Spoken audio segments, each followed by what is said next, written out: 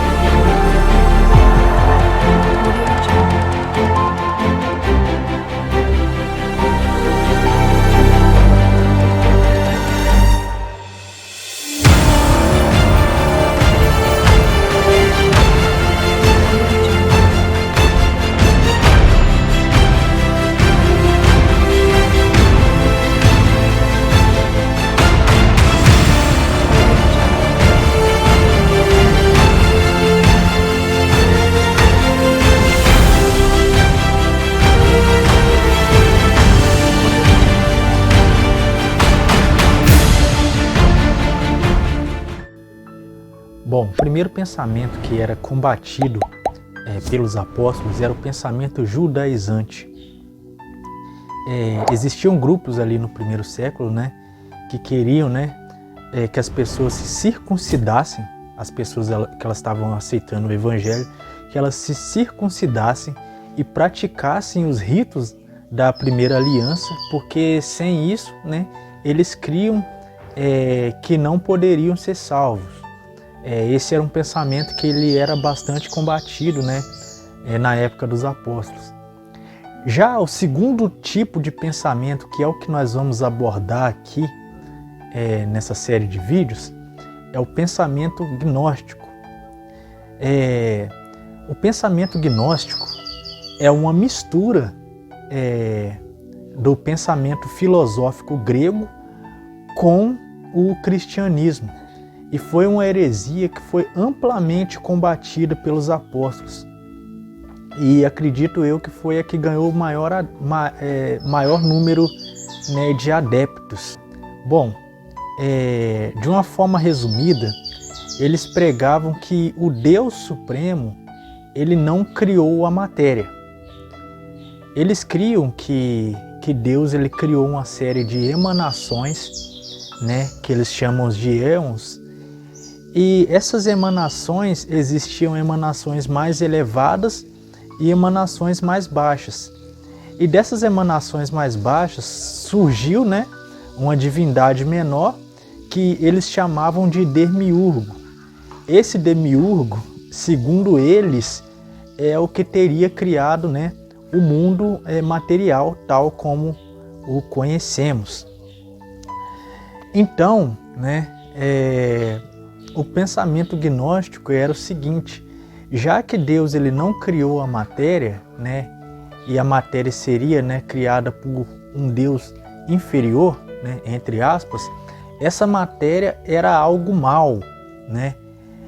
Então eles tinham essa dualidade entre o espírito como sendo bom e a matéria, né, carne, não no sentido apostólico, carne como desejos e vontades pecaminosas do nosso eu corrompido, mas eles criam que a matéria, né, tangível, era algo ruim, né, pois teria sido feito por um Deus inferior.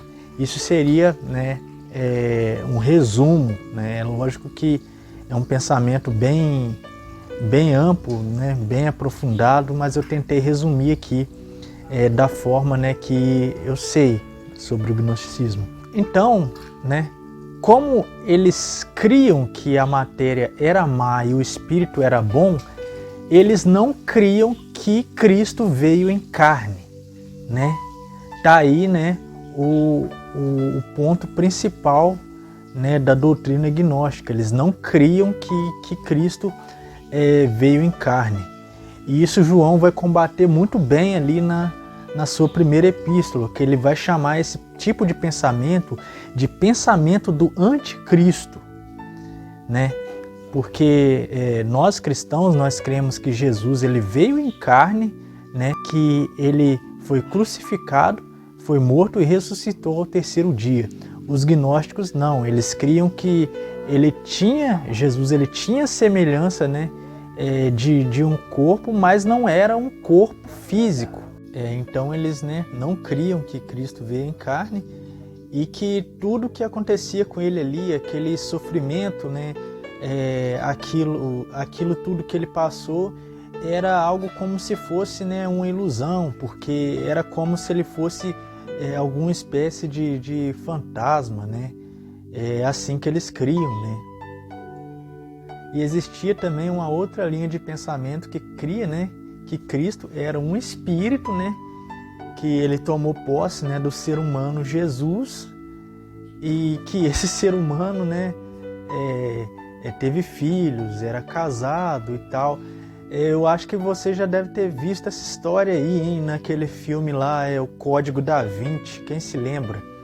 Né? O Código da Vinci aí é onde que eles traziam lá uma história bastante distorcida lá de Jesus, como se ele fosse, né, casado lá com Maria Madalena. Isso, né, é de cunho gnóstico. Eles criam na salvação do espírito pelo conhecimento, né? Eles criam que a pessoa que ela tivesse, né, um conhecimento ali mais elevado, ali, um conhecimento místico, um conhecimento secreto, né, ele se tornava superior. Então, né, o seu espírito ele poderia ser elevado, né?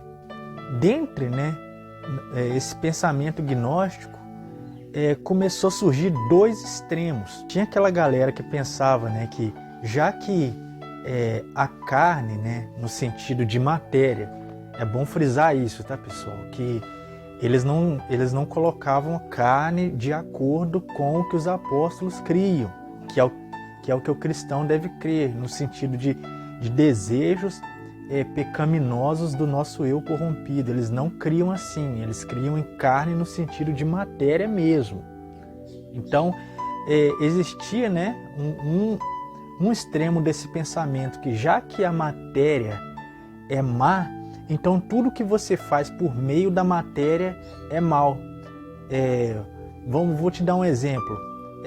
Você comer uma comida muito saborosa, né? E sentir prazer comendo aquela comida. Então eles criam como se aquilo fosse algo ruim, algo mal.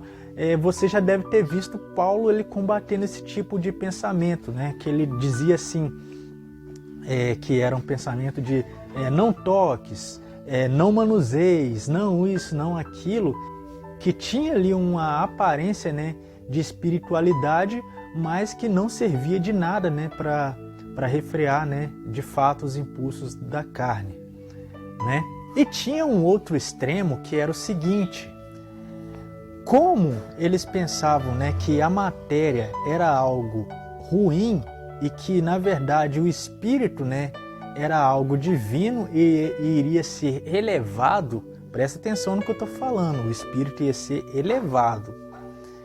Então eles criam, né, que qualquer coisa que você pudesse fazer por meio da carne, né, não corromperia o espírito. É daí que você vai ver, né, principalmente Pedro ali, Judas, Paulo, combatendo, né, um tipo de pensamento que era o seguinte, que as pessoas elas estavam vivendo, né, uma vida totalmente cheia de imoralidade, pessoas que elas estavam participando ali, né, dos sacrifícios dos ídolos, comendo comidas sacrificadas, né, aos ídolos, e estavam achando ali que, né, estavam obtendo a salvação mesmo assim. Sabe, porém, isto, que nos últimos dias sobrevirão tempos trabalhosos, porque haverá homens amantes de si mesmos, avarentos, presunçosos, soberbos, blasfemos, desobedientes a pais e mães, ingratos, profanos, sem afeto natural, irreconciliáveis, caluniadores, incontinentes, cruéis, sem amor para com os bons, traidores, obstinados, orgulhosos, mais amigos dos deleites do que amigos de Deus, tendo aparência de piedade, mas negando a eficácia dela. Destes afasta-te, porque deste número são os que se introduzem pelas casas, e levam cativas mulheres nécias carregadas de pecados, levadas de várias concupiscências, que aprendem sempre, e nunca podem chegar ao conhecimento da verdade. E, como Janes e Jambres resistiram a Moisés, assim também estes resistem à verdade, sendo homens corruptos de entendimento e réprobos quanto à fé. Não irão, porém, avante, porque a todos será manifesto o seu desvario, como também o foi o daqueles. Eu acredito que foi por causa disso, né? Um dos pontos principais que levou esse tipo de doutrina a ter muitos adeptos foi por isso, porque imagina só, você não precisa lutar contra, né, os seus desejos pecaminosos, você não precisa levar uma vida ali de santidade, né? Você não precisa ali ter um aperfeiçoamento ali no sentido de maturidade espiritual e santificação, e você vive ali em libertinagem, né? Só buscando ali um conhecimento místico e tá salvo, né? Então, esse é um dos pontos que eu acho que essa doutrina, né, ela teve muitos adeptos, uma foi por causa disso. Outro ponto, de alguma forma eles tinham que rivalizar com os apóstolos, né? Os apóstolos eles eram cheios do Espírito Santo, cheios do conhecimento da palavra de Deus e cheios do poder de Deus, né? Então, como que esses gnósticos eles faziam, né, para replicar isso, né? Eles se embebedavam ali com vãs filosofias, né? Fábulas intermináveis, né? E aquilo tinha uma aparência ali de conhecimento, quando na verdade, né, eram pessoas que estavam cegas e tropeçando ali nas trevas. Outro ponto, como é que eles faziam para replicar ali os milagres ali que os apóstolos faziam, né? Porque toda a obra dos apóstolos ela era marcada, né, por muitos milagres, curas, pessoas, né, até ressuscitando dos mortos, né, de uma forma extraordinária. É lógico que de alguma forma, né, eles tinham que imitar isso. Então o que eles faziam?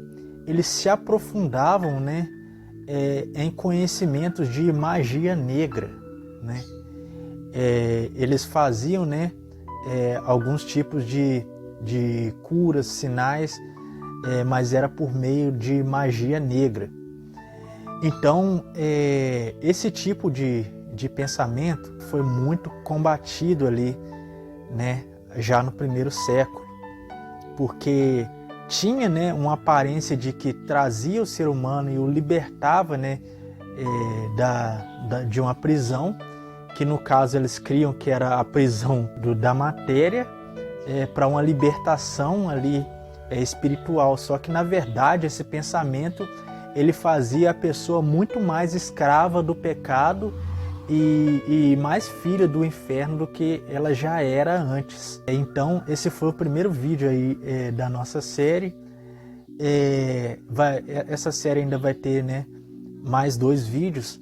O segundo eu vou falar um pouco sobre as principais, né, seitas gnósticas que surgiram ali no primeiro século, e ali ainda na época, né, dos pais da igreja.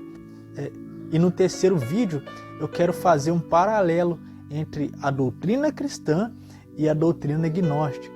Então, se você, né, curtiu, né, esse vídeo, eu te peço mais uma vez aí, se você não deixou o seu like aí no começo, deixa o seu like aí para fortalecer aí o nosso canal, para a gente, né, continuar trazendo vídeos interessantes aí no YouTube.